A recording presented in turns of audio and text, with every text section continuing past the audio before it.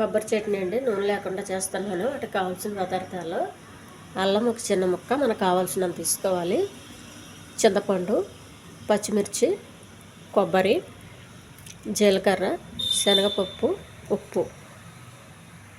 Stove వెలిగించి పెనం పెట్టుకోవాలండి. కొంచెం అల్లము, నూనె ఏమి వేయకుండా ఉట్టిగా వేగించాలి కొంచెం పచ్చివాసన పోయేంత వరకు.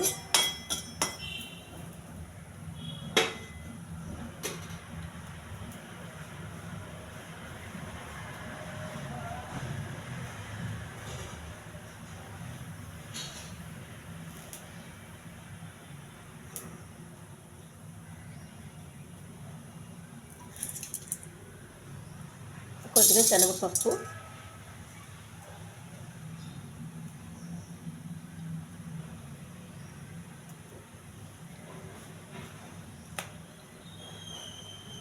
పచ్చిమిర్చి,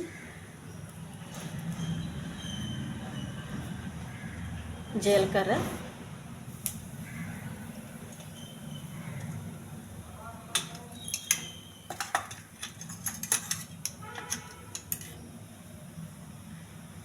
కొద్దిగా చింతపండు,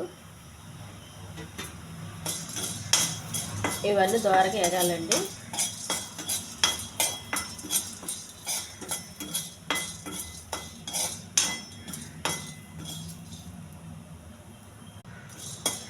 ఇవన్నీ ఒక ప్లేట్లో తీసుకొని చల్లారనివ్వాలండి. స్టవ్ ఆఫ్ చేసేయాలి.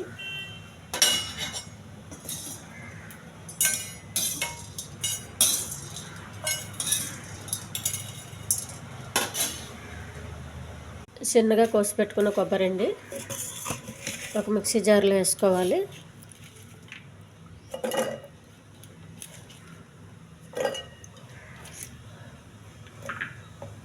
మిక్సీ వేయాలి ఫస్ట్. ఇది